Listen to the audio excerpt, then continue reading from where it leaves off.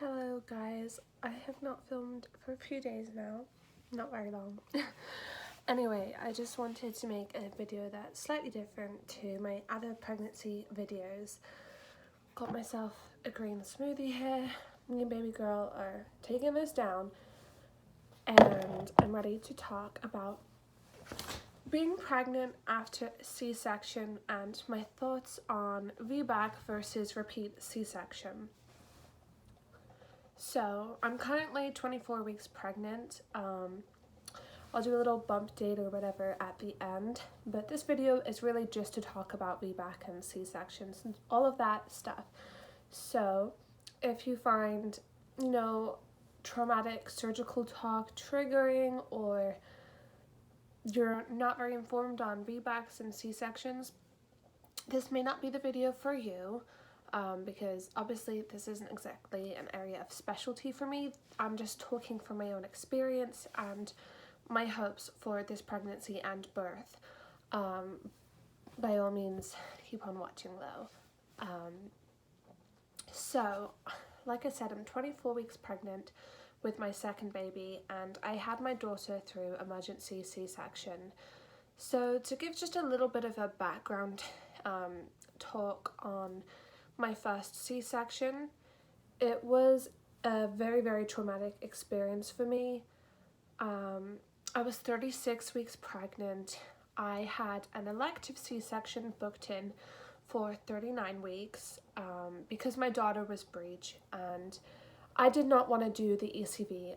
The ECV, I think, is called eternal cephalic aversion method or something. It's where they try to turn the baby with their hands, but there came quite a high risk of placental abruption, so I decided to go ahead and do an elective C-section. I was a little anxious, even once I had spoken to my obstetrician and booked in for my cesarean, because I had a suspicion that my daughter was going to be coming very soon. So I had my appointment at 36 weeks, and I said to the woman, I just feel like this baby is not going to make it to 39 weeks, and I just like to try and book in the C-section for 38 weeks. I just have a very strong sense that she's on the way. I'm already having contractions. I just think she's coming. And the doctor, she kind of belittled me. She's like, oh, you're a teenager. It's just Braxton Hicks. It's normal to have pain here and there. If you were in labor, you would be screaming. And she said, we can't do a C-section before 39 weeks. So I went home having booked the C-section, and within 4 days, I gave birth. I was in labor, and the doctor was not listening to me when I was telling her that. So I decided to go into the hospital after having some reduced movements.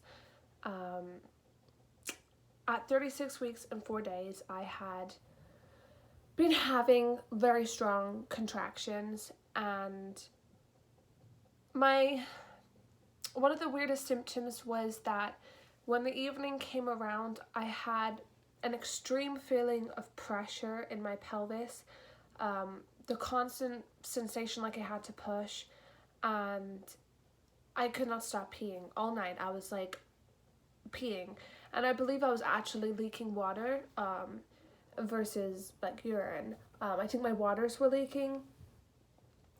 So I kind of tried to sleep through it, but I was in a lot of pain. And when the morning came around, I was having reduced movements. Baby girl was just not really kicking away. So I decided to go in and get checked for the reduced movements. I kind of just assumed they would send me home again. And sure enough, within 5 minutes of arriving, they decided that they wanted to do a pelvic exam. As soon as the woman is down there, she's like, come over here, to the other female nurse. And I knew something was up. And she's like, this girl is dilated. She's in labor. And I'm like, what?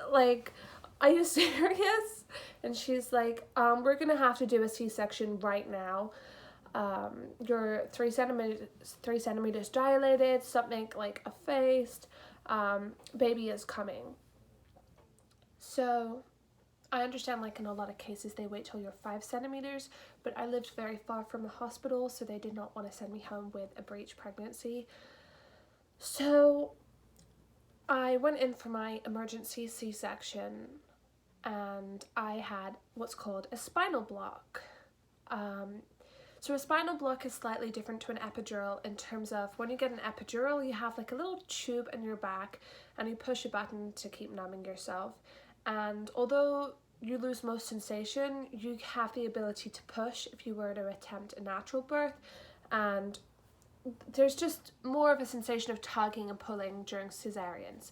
And with a spinal block, you're completely paralyzed and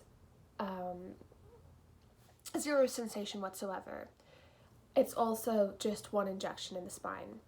So I get wheeled into the surgery room and I sit down on the bed and they bend me over. They're like, bend forward as fast as you can. I mean, as far as you can, and don't move an inch because we're going to put a needle in your spine.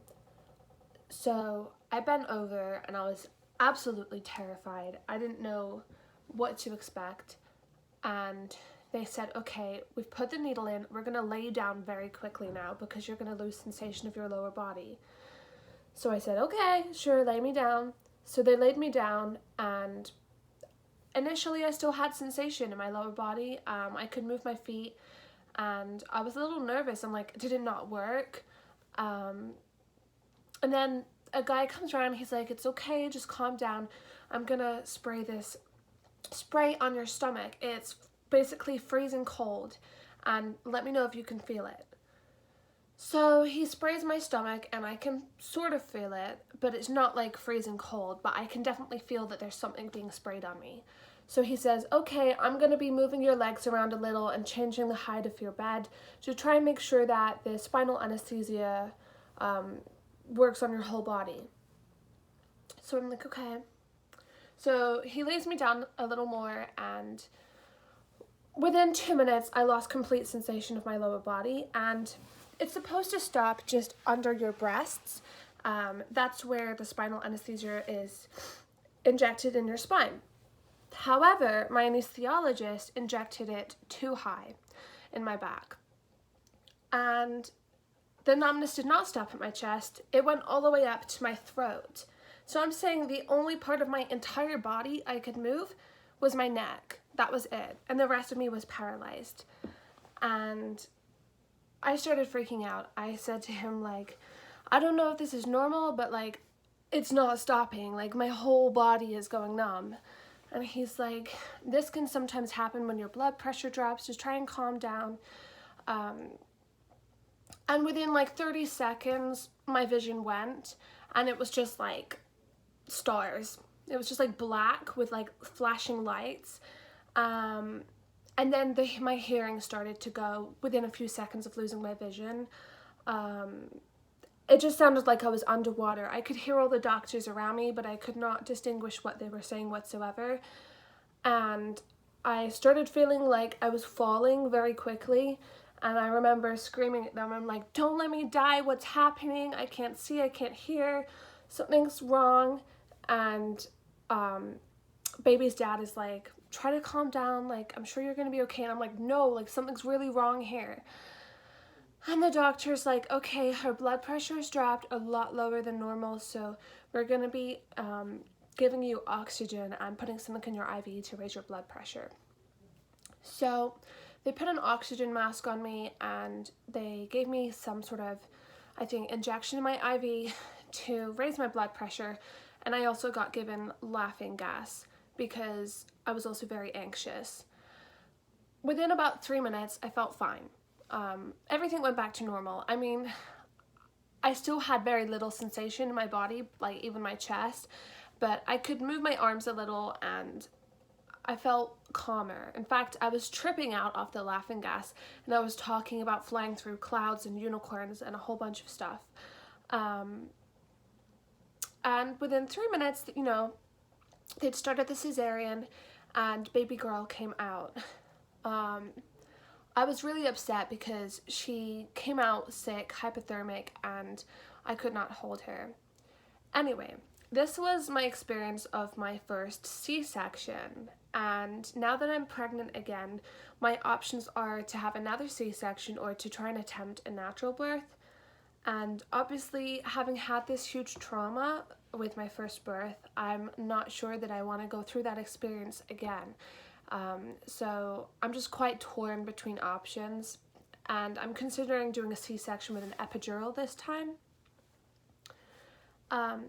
So to talk a little bit about Vbacs, a Vbac is a vaginal birth following a cesarean section, and the main concern when it comes to having a natural birth following a C-section is that there is a risk of the cesarean incision opening during the contractions or pushing. So normally your C-section scars, it's like this, and you can push your baby out, it can stretch like this, and you can have a natural birth after a C-section. But in some cases, it fully opens up, baby can come out of the uterus, fall into the abdominal cavity, and in some cases, baby doesn't make it, depending on how quickly they can do the C-section and how big the rupture is. And this is in about 1 in 100 women will experience a rupture, but not all of those women have a major rupture. Some women just, their scar opens a little bit, and some women it happens very badly. So I'm in a position where I'm trying to figure out, do I want to take this small risk and have a natural birth, which could be a much calmer, more fulfilling experience, or do I want to go ahead with the C-section knowing there's less of a risk in terms of like ruptures and scary things happening, but I may go through the same traumatic experience with the vision loss and the hearing loss and all of that stuff.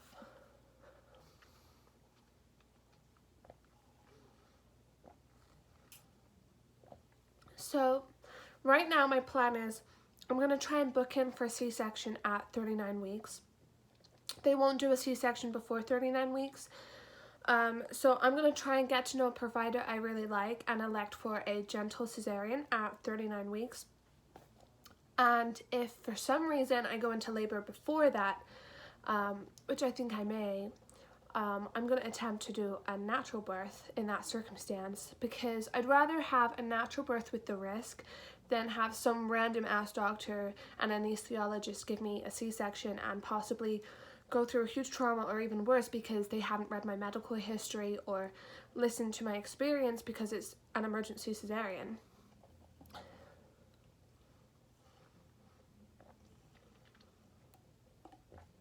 So that's the plan so far.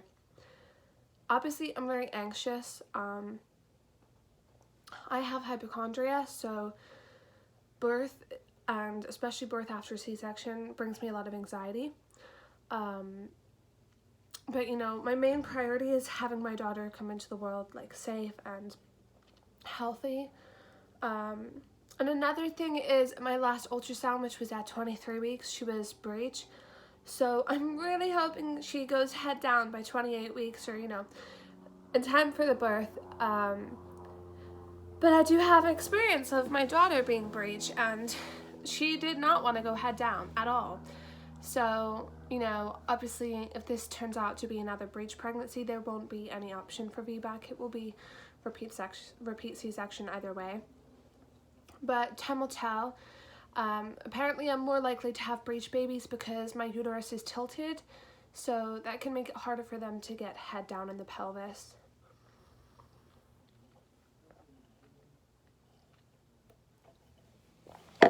Anyway, as far as a pregnancy update is concerned, I have got some new symptoms to share with you guys.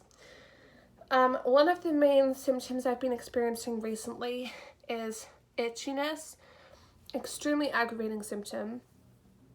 And I understand, like, in some cases, itchiness during pregnancy is an indicator of something more serious going on in terms of the liver. But the itching for me is definitely like not a serious problem. It's because of my stretch marks.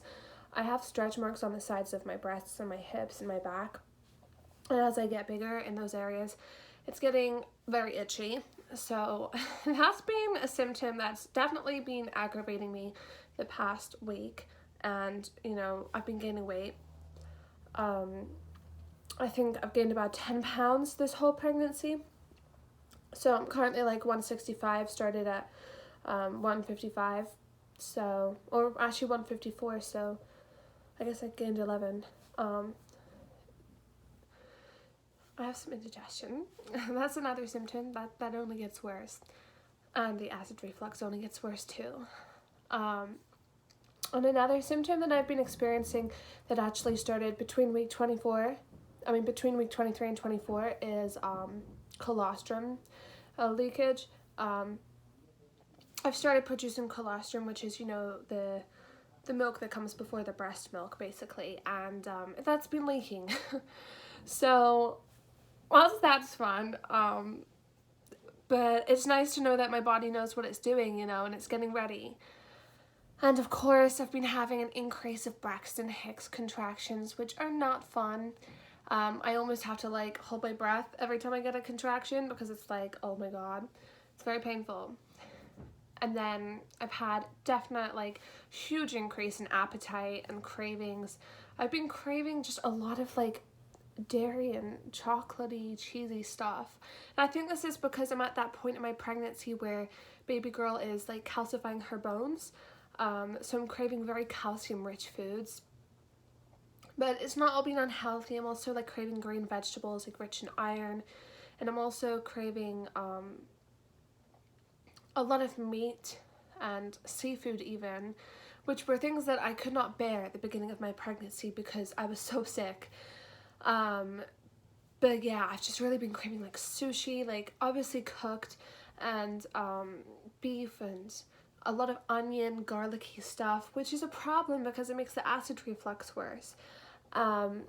Just very flavorful foods and like carb dense foods like pizza and bread and pasta, and yeah, I mean, they're not all the healthiest cravings, but I've also been really, really craving my green vegetables and lemons and really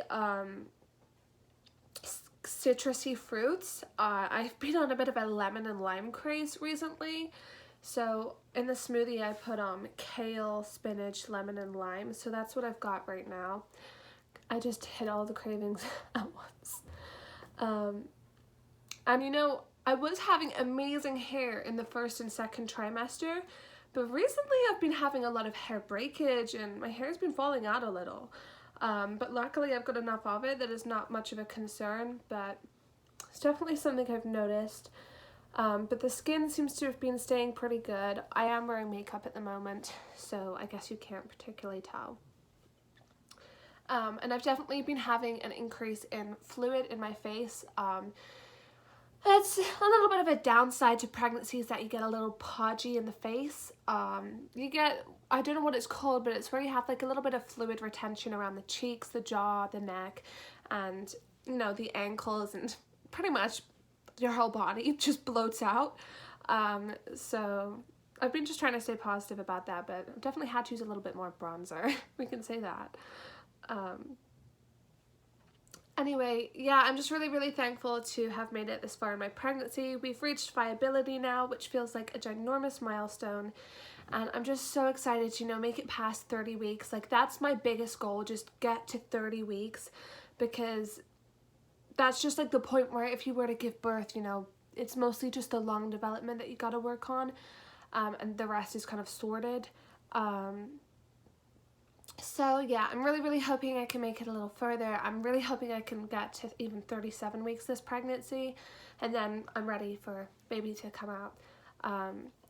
But yeah, we're just gonna see where the pregnancy takes us, and I'm just so excited to be able to talk to you guys more as I progress through my pregnancy. And I am going to be packing my hospital bag soon.